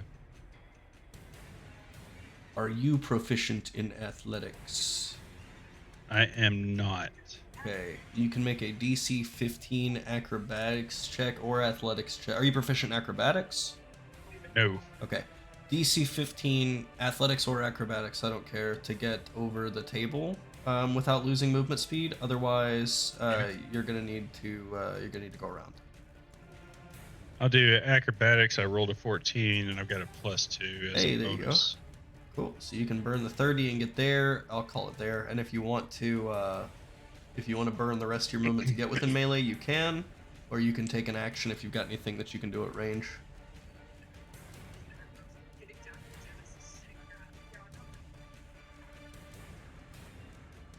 I'm here, by the way. Lit.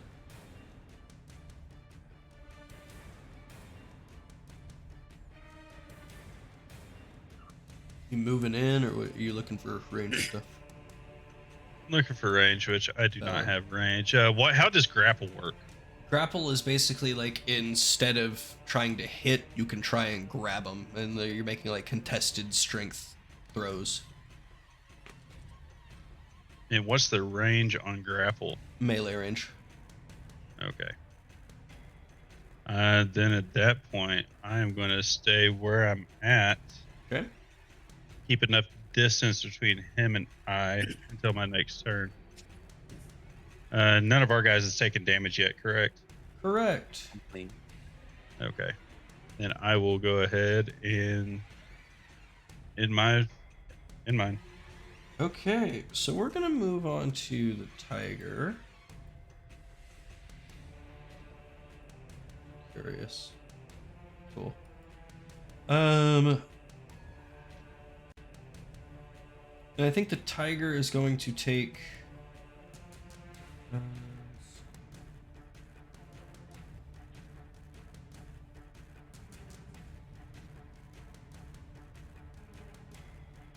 Oh damn! I forgot about my spells. I think we're gonna go ahead and take the disengage action as the tiger. And he's gonna fuck all the way off through the door. He's not having it. He does not care. No, he was not trying to be a part of this. No, he done got his ass beat a little bit. And we're gonna move on Little to pussycat. Mr. Artichoke's turn. And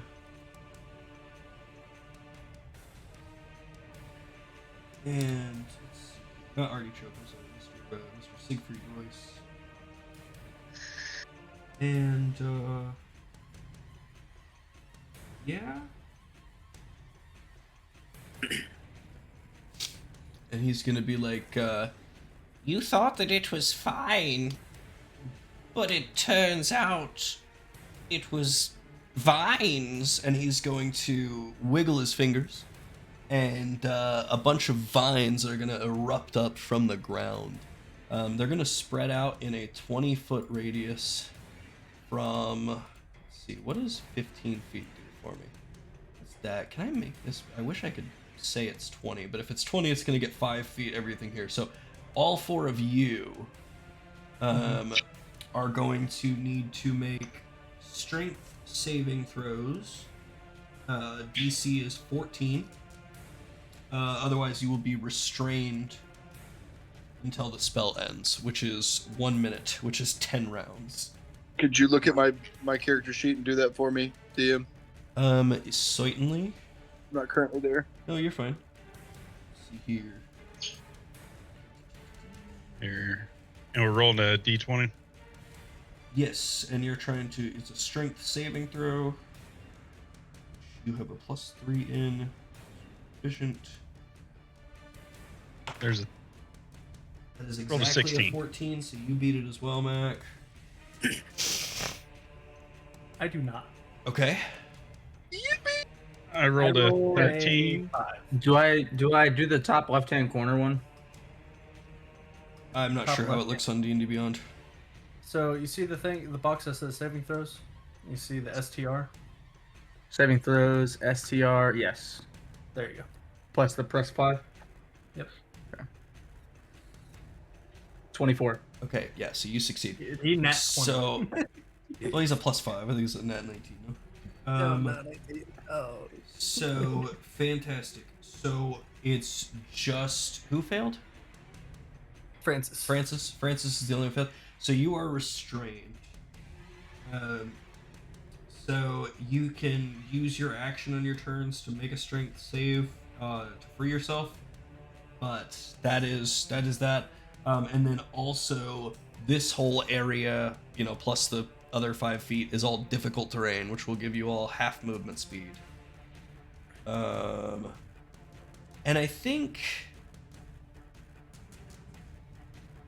that's gonna, I don't know. I guess he's gonna go ahead and take his 30 feet up this way. Why not? Just to give you a little bit harder of a time. And then it'll go back to being Mr. Cole's turn. All right. Can I get in melee range? That is a fantastic question. Nope. Oh no, I cannot get into melee range. That's what happens when they blink like 50 feet away. What about improvised weapons? Like if I was to use some of the terrain, as to like Like if I were to pick up the table and try to hit him with the table.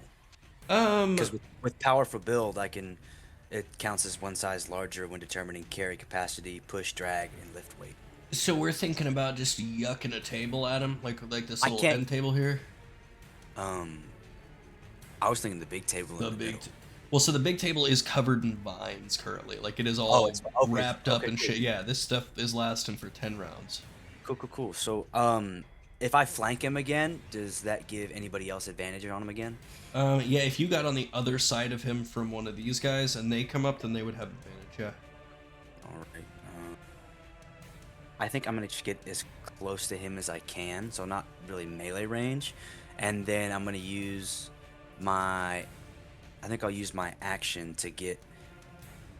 Well, I'll just end my turn there actually, because then I wouldn't have a combat. So I'll end my turn there. See what he does. Okay. Yeah. And I'm no longer invisible either, because that was my turn.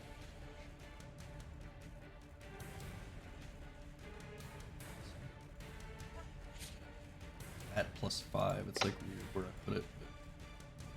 But I wish there was a 20-foot button. Okay, fantastic. So it's gonna go to Francis's turn.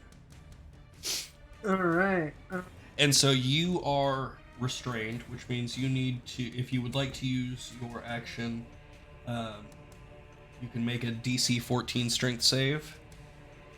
I will attempt.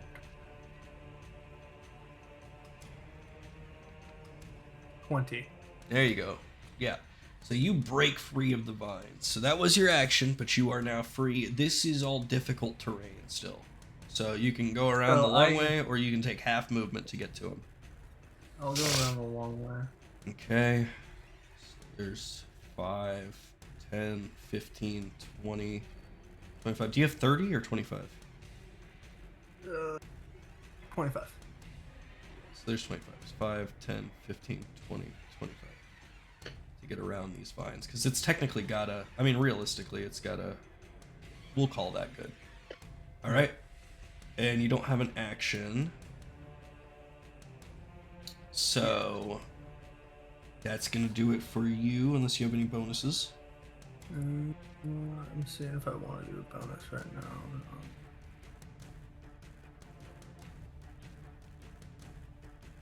I'm all good. Okay.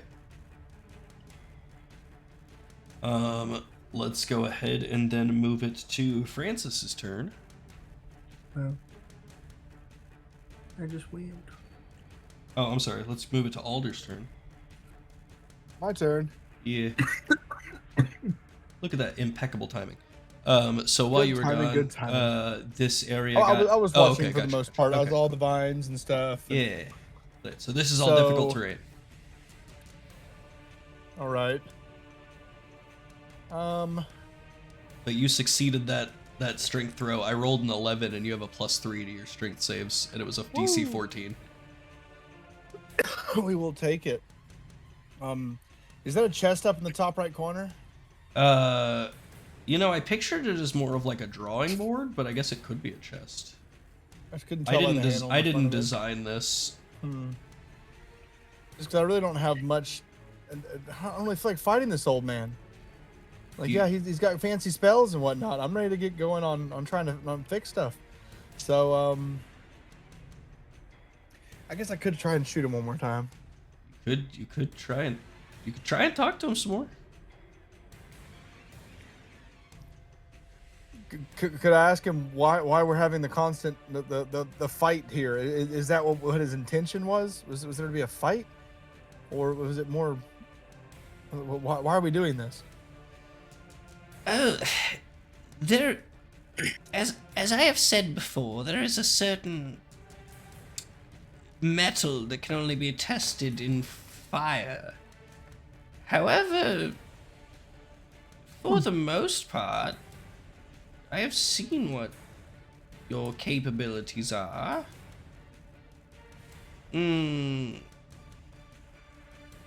Yes. Yes, no, I think we're quite done here. Oh, good. Yeah, I think we're quite done here. Yeah. Yeah. Sweet. It's like other than to stroke your ego anymore. It's kind of all the rest of that fight was for. We could tell how powerful you are pretty quickly. Dude didn't land a hit. I don't know what you're on about.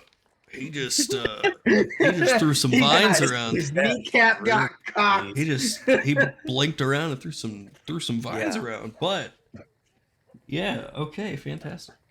So yes, okay, and the vines dissipate and mending is cast and Siegfried sits back down and joins y'all at the table again. Well done. Yes. Okay. Well,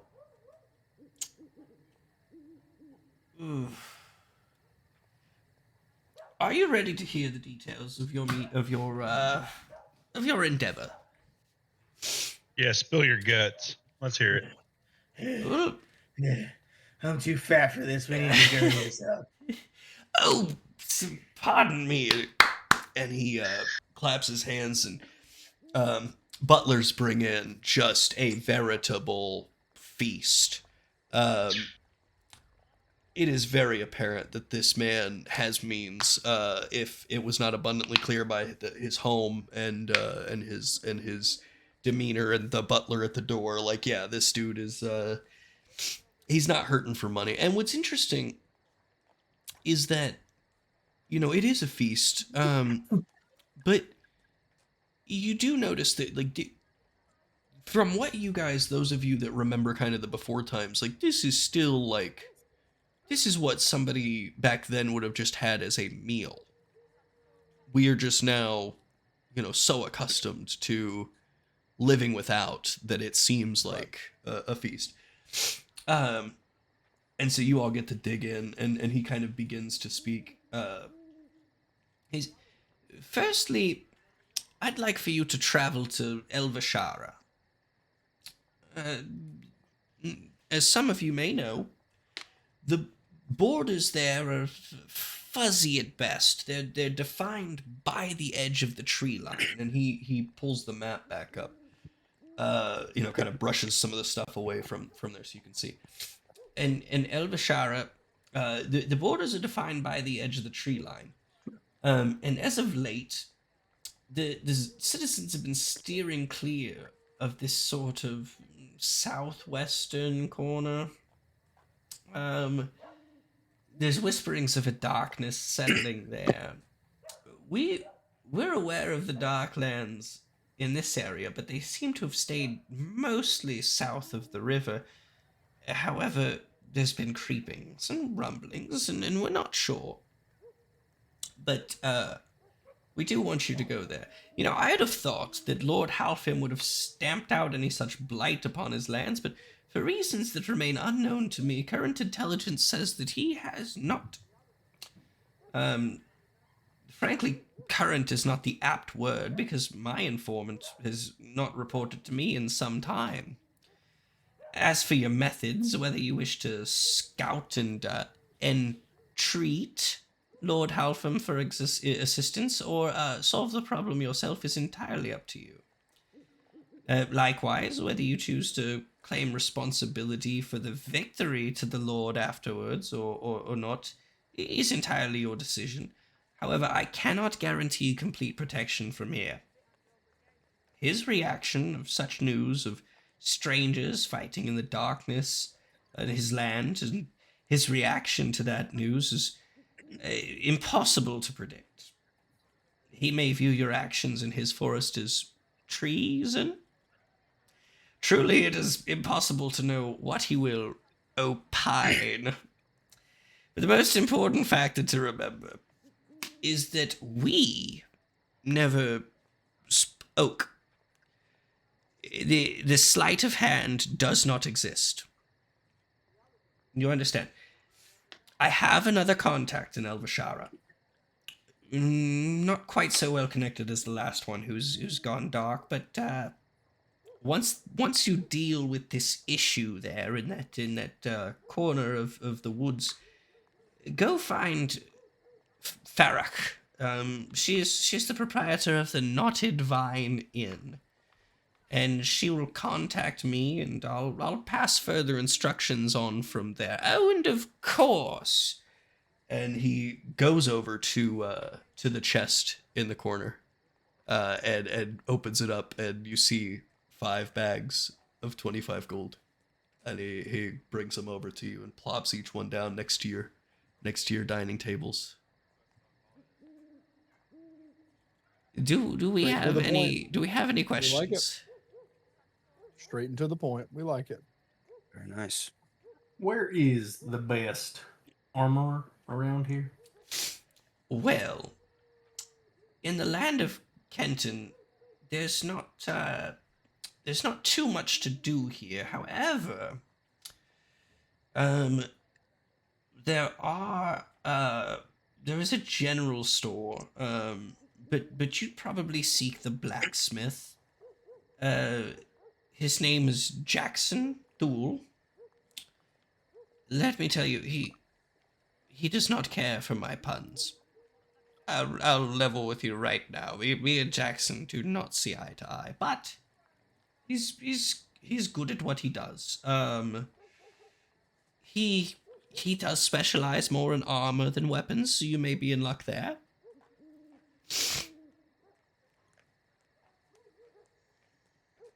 Well, thank you. That's all. Jackson. Jackson Thule, yes. Question That for name DM: Is this sounds 25 familiar. addition to the 10 we started with, or just starting with 25? No, 25 more. Okay, cool. Nice. So we all You have guys have found yourself a patron. 35 gold pieces. Very sweet. 35. Woo. Some spending money right there. So, if is this blacksmith a dwarf?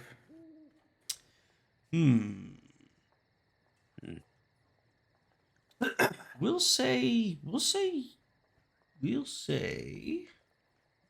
yeah. Okay. Yeah, he's a dwarf. Okay. I will look. Oh, it's over also worth to- noting, Kenton, the city, is located here. Okay. So you guys are not terribly far from where you're going. But it is still a trek. Okay. Where is the closest town between here and where we need to be going?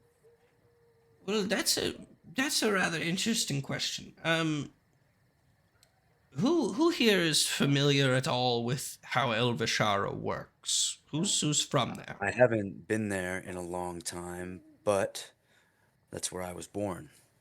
Okay, well, it hasn't changed much, but it has changed a lot, if that makes sense.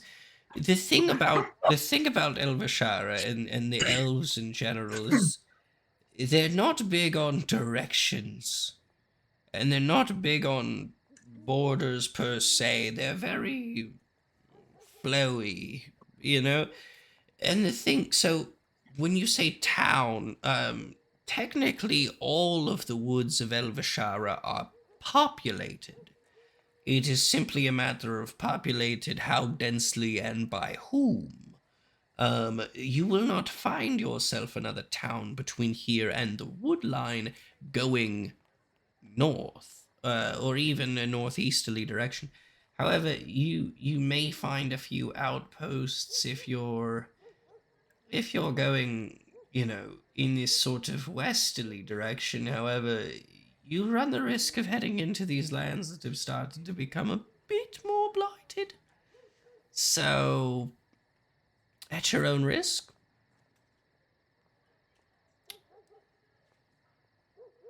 That is to say, I don't have a straight answer for you, because there is hardly any consistency among the news.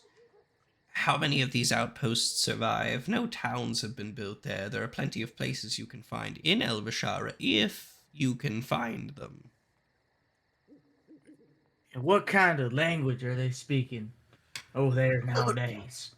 It depends on, again, who you bump into, but there's going to be lots of, obviously the common tongue, but you'll find some Elvish, and you'll find some Druidic, and you'd be surprised pretty mama. you'd be surprised at the amount of Dwarvish, back Ain't nothing but a hound dog. back before Oh, Elvish. Gotcha. yes. Back before Queen Gadana had taken over, it was much more fighting between the dwarves and the elves of Elvashara. The dwarves, of course, needed to burn the wood to build their cities in the mountains of Prome, and the elves, of course, treated the edge of the wood line as their border. So an attack on a tree at the border was an attack on their borders. And so they were at each other's throats, and travel between was strictly prohibited, and everything was very strict. And after the peace accords, it's become a lot more flowy. You will be hard pressed to find any town that doesn't have just about a few of every kind of person in it nowadays. However, Yeah. it's a bit more. It's more tense than it used to be. I'll say that. More tense. Yeah, you can say that again. Between an elf and a dwarf.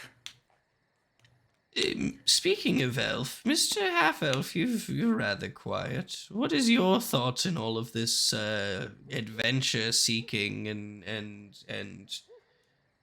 mystery solving?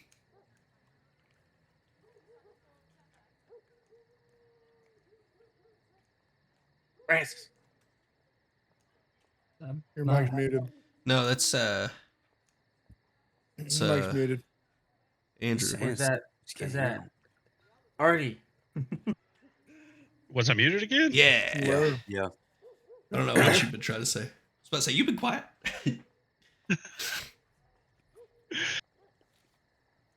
Well, I don't have a problem moving through Elvish lands as long as they accept half-bloods through the lands that we're going to be traveling. The elves are such forgiving people. I'm sure they won't have a problem with it. They're usually so open-minded. The last I spoke to Lord Halfim, he has no problem with half-breeds. Yeah, the elves have never had a problem with my people either. Can't say much. I think I've it been will be fighting them for a years. easy trip as long as my god is on our side, the god of luck. So it should be safe travels. God of luck. You know, I'll tell you something you were unlucky about. You came all the way here thinking that poor chap had jumped off that bridge and killed himself. If you'd just looked a little better, you'd have seen me turning into a bird in the clouds. Not so You lucky turned there. went into the clouds, huh? Yeah, not so lucky there, were you? No. Yeah, well, we'll hope that... You weren't a very convincing poor begging boy.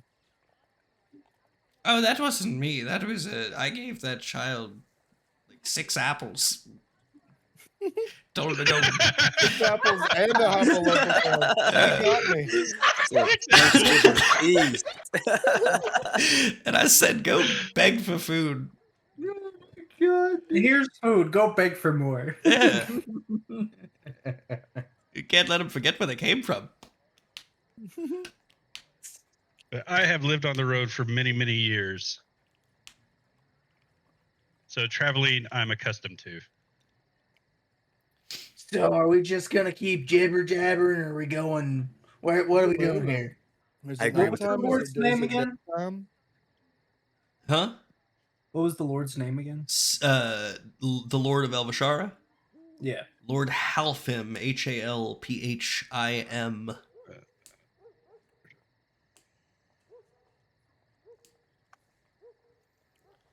It is currently night. You guys were instructed to, meet kind of in the cover of darkness by the butler. Those of you that had approached earlier in the day, hey, come back later, later tonight. We should rest for our journey. Yeah. We should rest. I'll say this. I'll say, there's plenty of room in this estate for you all to find your own rooms. Take a long rest. Yeah, and have y'all all take a long rest, and I'll say that honestly, for how my voice is feeling and everything, that we'll go ahead and call the first session there. Okay. And we can start on the journey to Elvashara next Monday. Sounds good. Good. Hell yeah. Hell yeah. Well, Good My shit, guy's y'all. only going to sleep like 5 hours of the night.